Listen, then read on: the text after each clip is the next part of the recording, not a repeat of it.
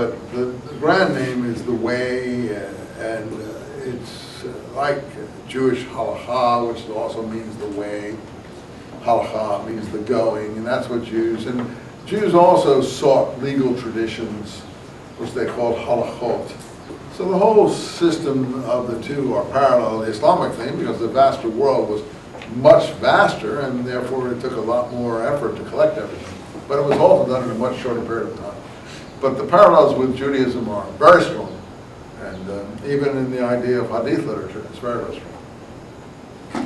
So it's a religion based on law.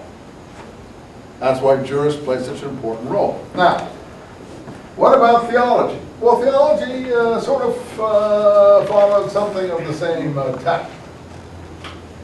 So, in theology, again, most of this developed under the Abbasids in Baghdad in the 800s and 900s. For a while, you had a lot of free thinkers coming in, influenced by the translation of Greek manuscripts. And so you had a lot of philosophical texts being written as well as theological texts. But as time went on, there was a reaction to this. And the theologians of the 900s in Baghdad, particularly led by a person called Al-Ashir, whose form of theology finally won out, reacted against a lot of this free thinking that was coming in the 800s, the same as in the legal sphere. So in the 900s, what the free thinking, you know, philosophical analyzing of things. There was a group called the Mu'tazilites. I don't want to bore you with those names, but you know, there were all these theological movements like the Harijis and so on and so forth in the 700s. The great philosophers, for instance, Al-Kindi, Al-Farabi, Ibn Sina, and Ibn Rushd.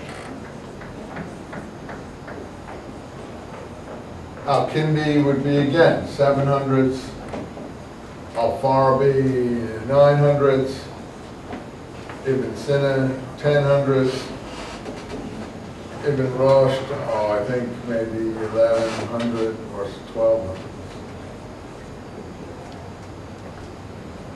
These are people who actually took Aristotelian thought and applied it to Islam, the way Aquinas took Aristotelian thought and applied it to Christianity in the Middle Ages. But you see, Aquinas is dependent on these people. So you got the first translations then would give rise to people like Al-Kindi. Now, these people are known in the Western world. So, for instance, Ibn Sina is known to the Western theologians as Avicenna, and Ibn Rushd is known as Averroes. And Ibn Rushd was considered, oh my God, this was like almost the Antichrist. He was so rational. These people were translated through Hebrew into Latin in Spain. That's where they get their names, Abi, for Ibn.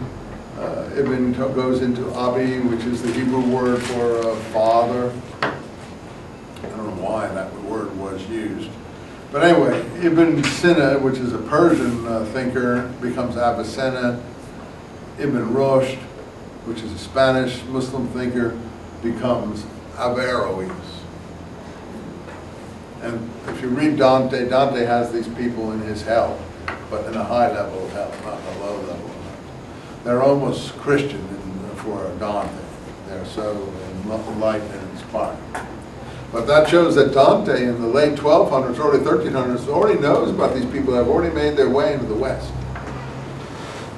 And that really does trigger humanistic revival in Italy in the 1300s, which triggers the Renaissance in the 14 and 1500s. So it's the contact with Islamic culture through these translation agencies that triggers a humanistic revival in Europe and scholastic synthesis in Europe, and then on to the Renaissance. So where the Muslims stopped, the Europeans picked up. Now, let me tell you two things about the stopping. We talked about the closing of the gate of ijtihad. No more individual reasoning in jurisprudence, therefore no more new schools. Only Abu Hanifa, Malik, people like that could use their own reason. You, the average practitioner, had to just follow through what they said through precedent, but nothing more. That's what ijtihad means, individual analysis or individual use of your own brain. And that was considered closed after about 950 or so. Same in theology.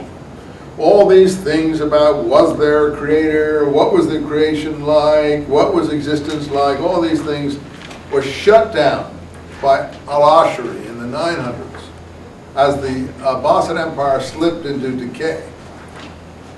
And his school of theology was called, I love the name of it, the Bila Kaifa School. The Bila Kaifa School.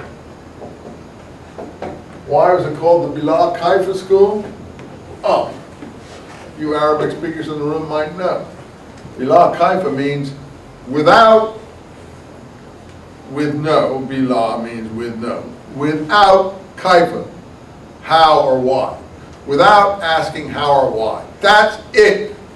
No how or why. You take it the way it's given you, and that's it. Period. And that's been the Islamic world since the 900s, 1000s until the coming of Napoleon and the collision with the West. Bila Kaifa was on top of all new theology. There were going to be no more innovations, no more changes. Everything was going to be frozen. Now, the same thing happened in this philosophical thought. Ibn Rushd was very modern. He subjected everything to analysis, and he was in Spain in the golden age of Spain. But another thinker, more in the Sufi line, came along, and his name was Al-Ghazali.